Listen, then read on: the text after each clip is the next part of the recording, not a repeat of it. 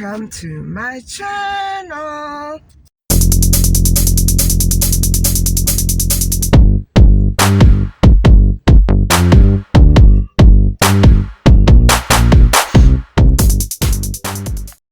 Hi guys. I hope everybody out there is doing okay. And I'd like to say that I'm feeling better than I was yesterday, but I'm just as tired, and I really don't know what I have on my agenda for tonight. I believe it's the second part of the lisamaas story coming up, but I may do something else before that. I'm not sure. I don't know what to do. I can't do both because I don't want to make my videos very long anymore. I want to cut back, but I don't know if you're going to be getting this video the very next night or a few days later, because I'm trying to slow down a little bit. But, I don't want to lose my momentum. And what I mean by that is not only on YouTube's analytics. I mean, once I get going on a theme, I like to try to follow through as closely as I can. The consecutive cases following. That's what I'm trying to do. And you wouldn't believe that I just found, guys, I don't know how many more cases. God knows how many. And so what I'm saying is this is going to keep me going forever. And I don't know if I'm happy or ticked off. You know what I'm saying? It's not a nice topic, but an important one. So I'm going to pick up a couple of things, and I need cat litter. So she really runs out of litter. Guys, I just bought a whole bucket full 2 weeks ago. And, I never like to use it to the last little bit. I like to keep it at least 3/4 full. Oh my God. So anyway, I'm on my way to pick up those few things, and I need potatoes, and I'm not sure, maybe some onions, I'm not sure. Anyway, I guess I'll see you at the store.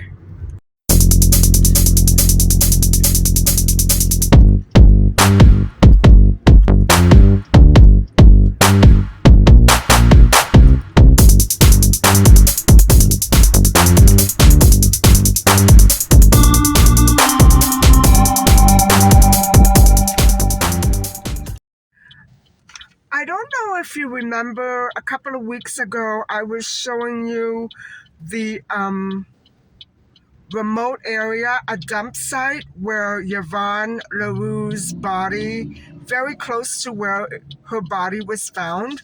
Well, 2 days ago, another body was found right there where I was filming, right there. A week before I was filming, right there.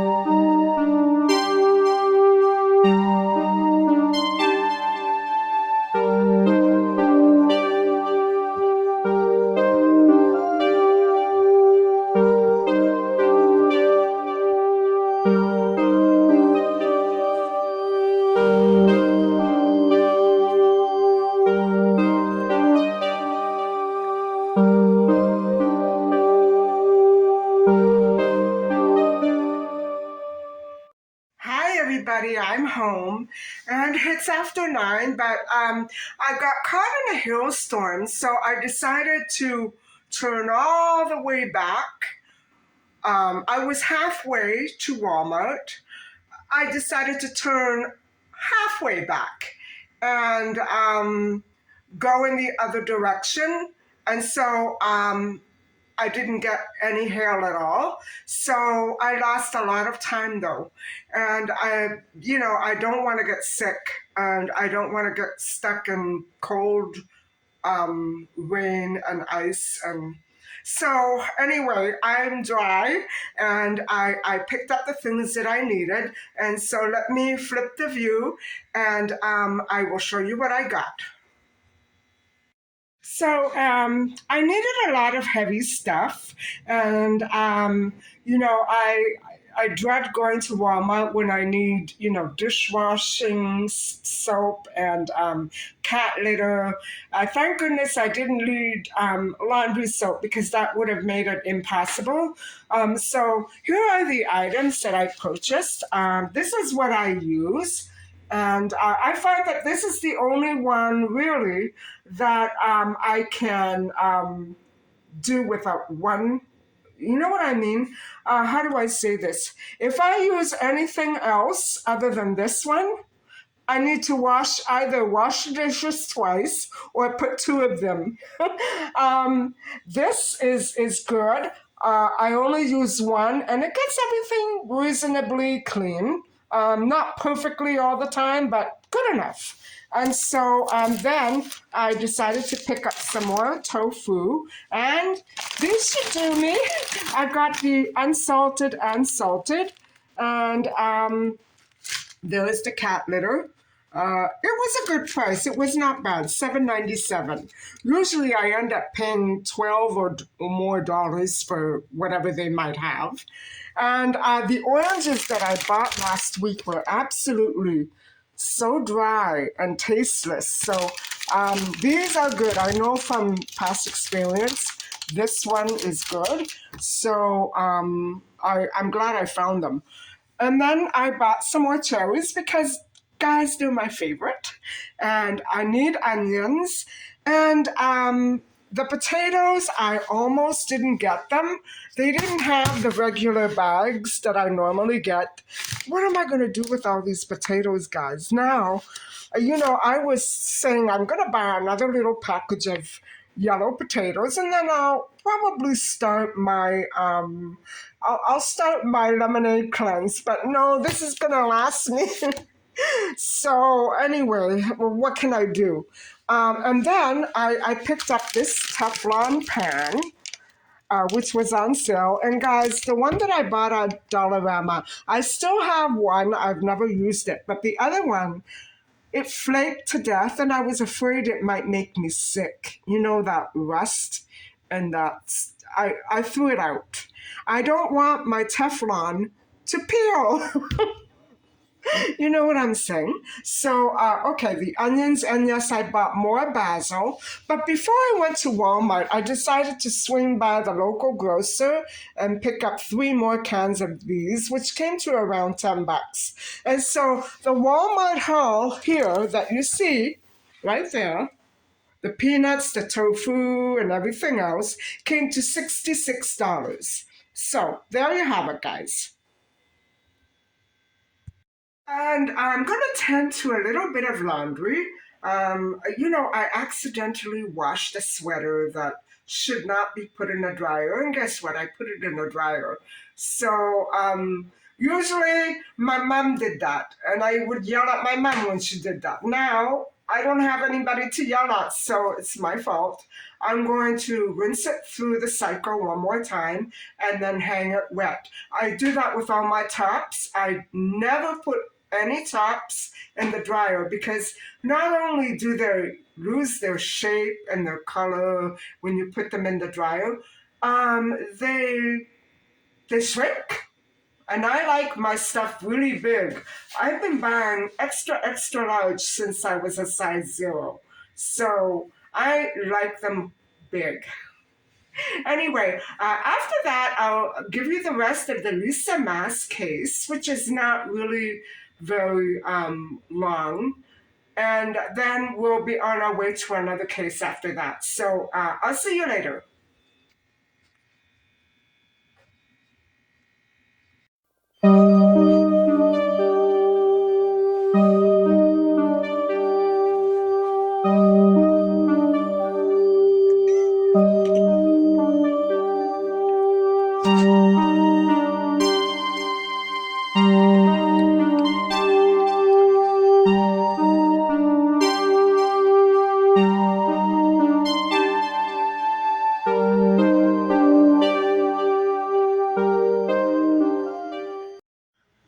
Okay, guys, so let's get back into the story of Lisa Mass and her disappearance. Now, we have to remember that her remains have never been found. So I think it might be fair enough to assume that she may be alive. She may, uh, as I was saying in the other episode, she may have had issues that we're not aware of. She was a very young girl. I don't know if she worked. She was 5 months pregnant. She was separated from her husband, not divorced, separated for 6 months. And I believe that the main issue is not only that we don't know what happened to her. I remember a similar case of a woman who went missing with her children, and she was found in the bottom of a river many, many, many years later. And so that's what I'm saying. When there's a child involved, we want to make sure that we know exactly what happened to them. There was never any mention of ransom to anyone. There were, so I want you to keep that in mind. It may not be a murder. It may be a simple case of a person who wanted to start over, but was having issues with her immediate circle of loved ones or friends and decided to become another person. Listen, I don't know. I'm just, letting you in on the fact that she has never been discovered um, dead. And so, obviously, if she had died, or if she has died, the baby, the fetus, would also be gone. So, this is the thing, it's very important that we find out what happened. And so, where I left off was that she headed northeast, um, away from the village of Annan, and she made a left and not a right. So she did turn northeast. And so what happened was she went missing, and 2 days after her last contact with her male friend, which would have been on the 19th, on a Tuesday, on the Tuesday, Lisa's green 1975 or 76 Plymouth Fury was found very close by on a blind road, running through a farmer's field, his property. And even though she had headed away from that village, the vehicle was found northeast of Annan, past the village, 2 days later. And it was a road that was surrounded by bush. And what happened was that when the vehicle was found, it was stuck in mud. Now, guys, Lisa could not have gone one way and then the other. I guess, well, her friend did not know what happened after she left. It was very early in the morning. I'm assuming he went straight to sleep when she left him. So what happened was the vehicle was found stuck right in the mud on that secluded country road with its trunk wide open and its doors wide open. And it was a four-door. It was a four-door. So everything was gaping open. I don't understand that. And her legal documents, I guess her driver's license, her maybe her birth, I don't know. They were all scattered. And that's what makes me think that maybe she had said goodbye to her identity. Anyway, they were found just a few kilometers east of her car, but no trace of Lisa. She was completely vanished. And so the car was stuck in mud, and there were indications that attempts had been made to try to dislodge it. I am so stupefied by this case. It's so mysterious. It's almost as though it was staged to be even more serious by whoever was responsible for the maybe abduction, murder, kidnapping, trafficking. I don't know. I don't know what to call it. And so, Annan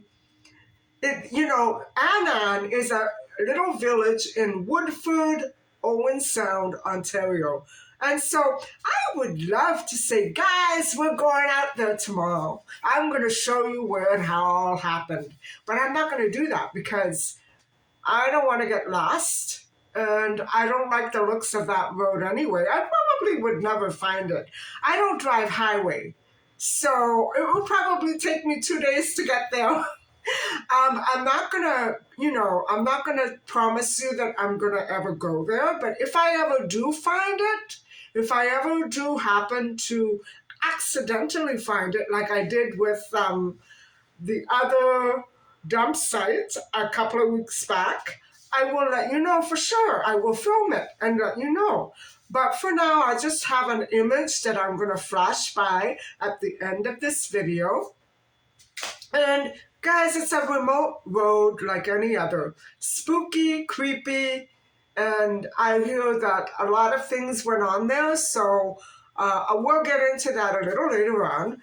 And so anyway, even though there were attempts to get the car out of the mud, it was there. Now, I don't understand what happened. Maybe she went there on her own? Why would she go on a remote road on her own unless she was going to do something illegal there? There would have been nobody around at 4:30 a.m. in the morning, right? But farmers get up pretty early. So I'm sure that everything was all checked out.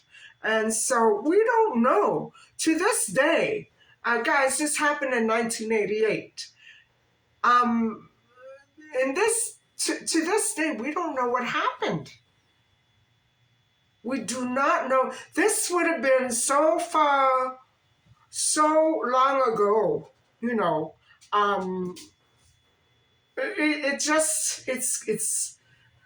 It's difficult to try to fathom what would have gone on at that early hour of the morning for her to have gone missing.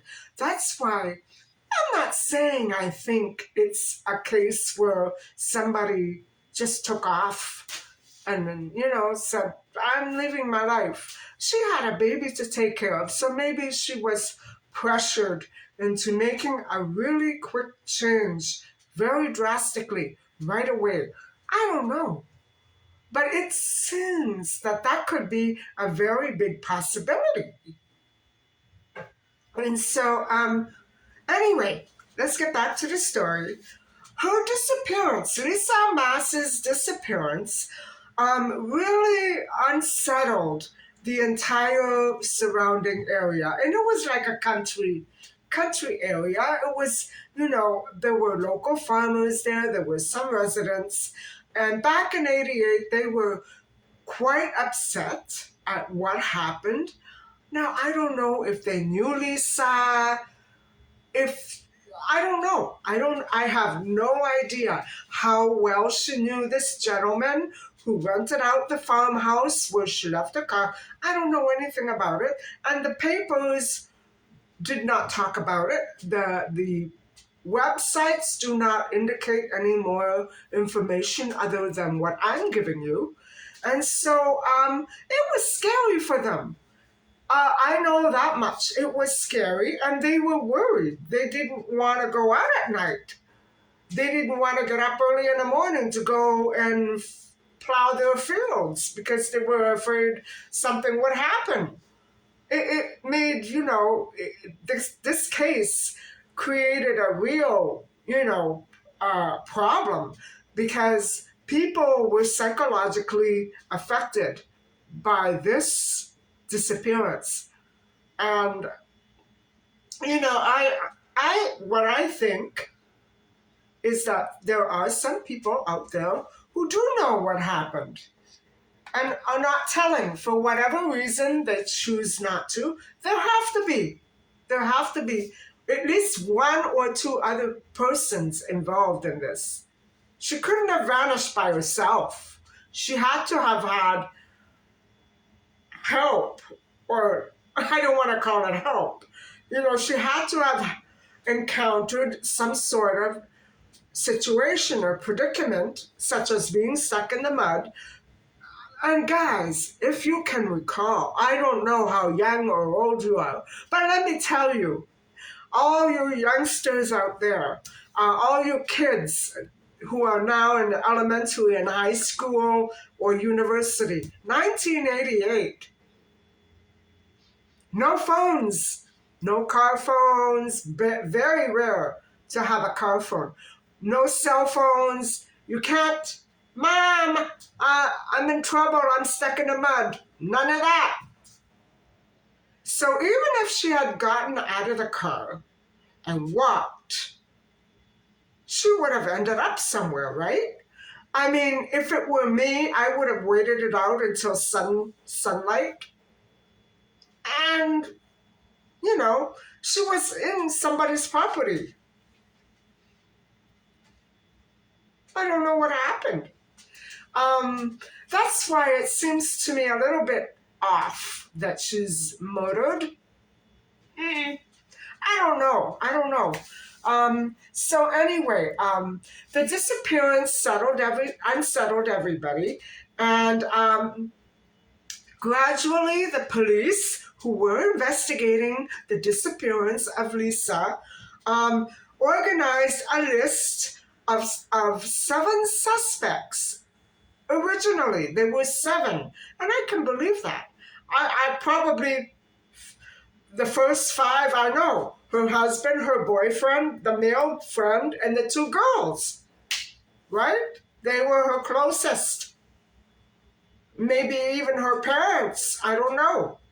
It's usually somebody pretty close to the victim, right? Anyway, we don't know if she's a victim. We're supposing that she's allegedly become a victim. So they had 7 foul play, because we don't know. We haven't found her body, so it can't be murder, right? We can't charge anybody with murder. Foul play suspects, 7. And so as the years went on, they reduced it to 1. And who this one person is, we don't know, because they can't release that information because there hasn't been a body, so they can't really talk about it. It's not really a crime. It is a crime. Even if you go missing like that she had a husband, she had parents, a family. It is a crime. Especially if she owes somebody money. I don't want to laugh because I'm not sure that she's passed away. It's not a funny case. It's very scary and very spooky. But there are so many cases like this, guys. So when the police originally interviewed all these suspects and this and that, they conducted approximately 160, 170 interviews. And so in the end, nobody was charged. Nobody was charged in a murder. Nobody was charged in a disappearance. Nobody was charged for with foul play. Nothing. I'm hoping that they checked that farmer's house. Just, just saying. Anyway, so what might have happened? Well, I've already told you what could have happened, that she wandered off and had a friend meet her there to take her miles and miles away. I don't know. But the police suspect that Lisa was murdered and that her body was disposed of. And her car was deliberately ditched in an impassable bush lane because it was filled with mud, used by farmers just to park there and check on their fields. It wasn't a house. It wasn't. What I'm trying to say is, guys, it did belong to a farmer, but there was no house there. There was no farm right there, if you know what I'm saying. But the likeliest people who could have saw her there or seen her there would have been farmers going there early in the morning. Now, I don't know about July. July is not exactly plowing season.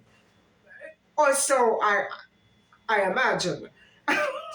I'm not quite a good farmer, so I don't know. I don't have this kind of information on hand. But that would be the only other, what I'm saying. There was no house there. There was no farm there. It was just, those little, how do you call those things? A shoulder, a little road shoulder that led into a field. And I see them everywhere. I filmed them for you. They're like little, they have track tires and everything. You know what I'm saying. They're just meant to park a tractor or a car and you go in and walk through the fields. That's all it is. And so her car had been hidden from view from the road on a side road just 1 kilometer southeast of this little village called Annan. Now, remember, her friend didn't live in Annan. He lived in Woodford, but Annan was the next village up. So it was out there, you know what I'm saying? It would have been the next township up. And so how did her car get there? Why didn't she go home? These are the questions that we need answers to. What prevented her from proceeding any further towards her house? I have no clue how far her house was. The articles, unfortunately, do not indicate that. And so, yeah, I don't think they do a very good job with this one. This one was not written up by journalists. This was written up by website owners and the police. It's not very detailed. You know what I'm saying? And so, anyway, after years and years of searching, police did zero in on a single suspect in the mysterious disappearance of lisamaas. And almost 20 years ago, well, it's more than 20 years ago now, right? This was written, what I'm quoting you, it was written many years ago. So 1988 to now is more than 20 years. So we have to imagine that they are probably still looking, still wondering what happened to her. They can't identify the suspect. Still, to this day, to 2021 at least, they cannot identify the suspect. It may be somebody, it was probably somebody that Lisa knew very well and was close to. Maybe not an intimate partner, but maybe a friend, maybe a relative.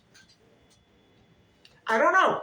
Without a body, pressing charges is impossible, and therefore, releasing the identity of the suspect is also impossible because there are legal issues that come with that. So, in order for the police to release the name, they have to be able to prove that this person killed her and we can't find her body. That's why they're looking. So, you know what I'm saying? It has been the anniversary of her disappearance many times over. And so it's been said that everybody wants to believe that there really is a boogeyman out there. And, well, it's also alleged that the boogeyman is usually somebody you know pretty well, right? Remember Christine Jessup? Remember Cecilia Zhang? There are so many other cases. Not all. Many of them were strangers. You know what I'm saying? But we have a lot of indication that sometimes the boogeyman, the murderer, can be somebody very close or close enough that you're familiar and comfortable with. You know what I'm saying? So, over the years, the police have repeatedly sifted freshly laid road gravel, crevices, walls, air, land, water, over and over and over again. And guess what? No body, no missing Lisa's body ever turned up. And so she's never been found, guys. It's almost like the Maddie McCann case, only she's not a child. She was not a child.